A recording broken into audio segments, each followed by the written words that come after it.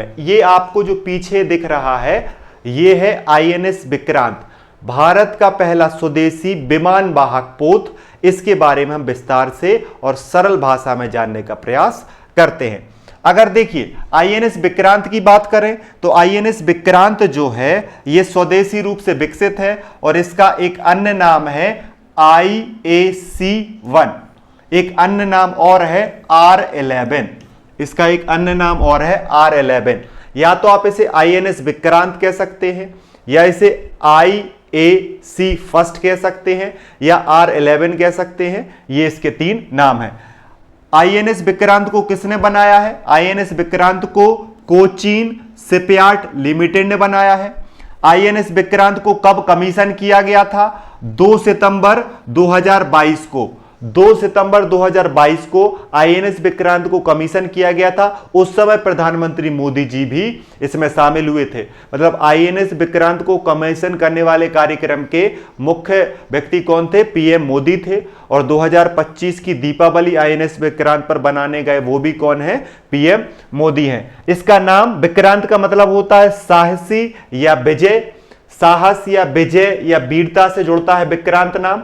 आपके लिए बता दें कि इसका नामकरण भारत में पहले भी हमने यूनाइटेड किंगडम से एक आईएनएस लिया था, उसका नाम भी विक्रांत था, जो 1961 में कमीशन हुआ था और 1997 तक सेवा दी थी। इसी के नाम को पुनः निर्मित करने के लिए, इसी के काम को पुनः स्थापित करने के लिए, उसकी लेगेसी को याद करने के लिए आईएनएस विक्रांत का नाम लिया गया, जो वर्तमान में 2022 में कमीशन किया गया और बहुत बेहतरीन तरीके से इंडियन नेवी के लिए और भारत के लिए काम कर रहा है। तो आपसे अगर पूछा जाए पहले भारत के पहले आईएनएस का नाम क्या है? विक्रांत।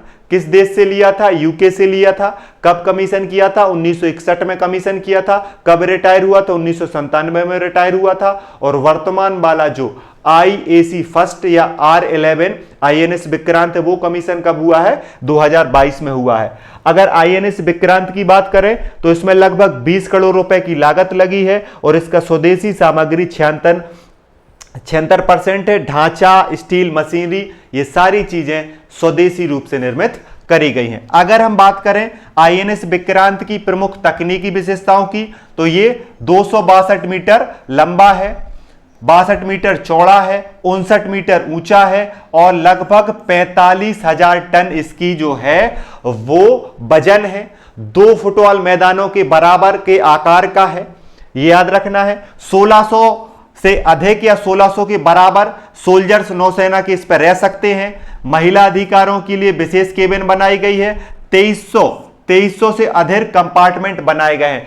2300 से अधिक कंपार्टमेंट बनाए गए हैं जहां पर मशीनरी रखी है, फ्यूल टैंक भी बनाए गए हैं। साथ में इसमें हॉस्पिटल भी देखने को मिलता है, आईसीयू भी देखने को मिलता है, लेबोरेटरी मतलब प्रयोगशालाएं भी देखने को मिलती हैं। साथ में यहां पर बहुत सुरक्षा के लिए मिसाइलों को तैनात किया गया है। वहां पे बहुत सारे आधुनिक हथियार हैं। अगर बात करें ये कितनी स्पीड से चल सकता है तो ये अधिकतम 28 नॉट की स्पीड से चल सकता है। इसमें 30 विमानों को MiG-29 जैसे लगभग 30 से 40 विमानों को क्या किया जा सकता है? तैनात किया जा सकता है, रखा जा सकता है। इसकी भव्यता आप इस तस्वीर में देख सकते हैं। देखिए ये वाली तस्वीर जो आप यहां पे देख रहे हैं, ये वाली तस्वीर आप अगर ध्यान से देखें तो इस तस्वीर में आप देखिए यहां पर भी विमान आपको रखे हुए दिख रहे हैं, यहां पर भी आपको विमान रखे हुए दिख रहे हैं, यहां पर ये हेलीकॉप्टर दिख रहा है, यहां पे ये विमान दिख रहे हैं,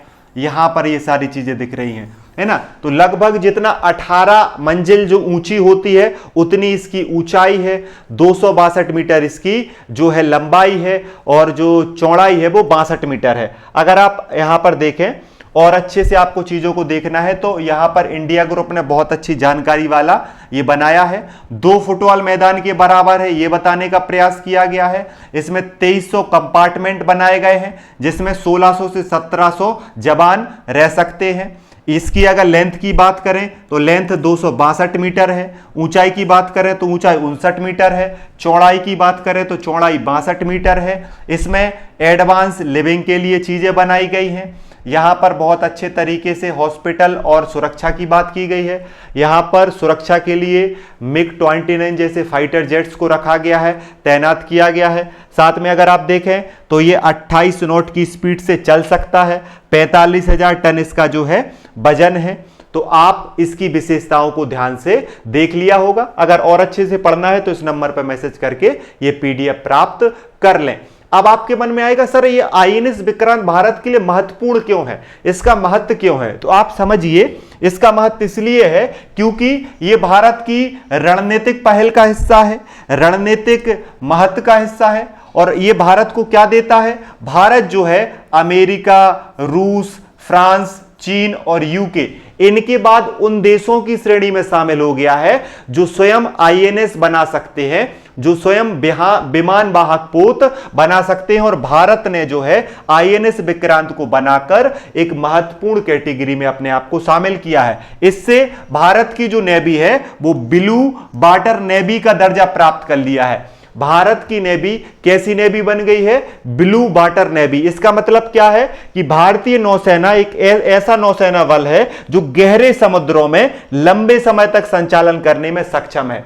गहरे समुद्र में लंबे समय तक अगर कोई नेवी जो संचालन कर सकती है उसे ब्लू वाटर नेवी कहा जाता है। और यह दर्जा भारत की नेवी को भी मिल गया है। किसके साथ? INS विक्रांत के साथ। INS विक्रांत और INS विक्रमादित्य दो लोगों की जोड़ी है, दो खिलाड़ी बहुत बड़ा महत्वपूर्ण है, एक INS विक्रांत और एक INS विक्रमादित्य। ये संयुक्त उपस्थिति भारत की समुद्री सुरक्षा को, भारत की शक्ति प्रदर्शन को और भारत की तुरंत प्रतिक्रिया क्षमता में वृद्धि के एक प्रकार से उदाहरण है। नाम है INS विक्रांत और INS विक्रमादित्य। यह चीन की बढ़ती समुद्री गतिविधियों के बीच हिंद महासागर क्षेत्र में संतुलन करता है और भारत को क्षेत्रीय नेट सिक्योरिटी प्रोवाइडर, शुद्ध सुरक्षा प्रदान करने में सशक्त बनाता है। देखिए, चीन को जवाब देना हो, उसको संतुलित करना हो, या ऑपरेशन सिंदूर के दौरान पाकिस्तान पर दबाव बनाना हो, या किसी भी रिस्पॉन्स करने की प्रतिक्रिया हो, या समुद्र में तैनात करने की बात हो, समुद्र में सुरक्षा करने की बात हो, इन सब चीजों में महत्वपूर्ण रूप से भूमिका निभा रहा है INS विक्रांत। 2022 में कमीशन किया गया और 2024 से पूर्ण रूप से संचालित है। और 2025 में फिर से चर्चा में क्यों है? क्योंकि प्रधानमंत्री मोदी जी ने यहां पर दीपावली मनाई नौसेना के जवानों के साथ। तो इस वीडियो में इतना ही। आप अगर वीडियो यहां तक देखें तो कमेंट करके बताना है नौसेना दिवस कब मनाया जाता है। वीडियो को देखने के लिए धन्यवाद। एक बार फिर से दीपावली की हार्दिक शुभकामनाएं।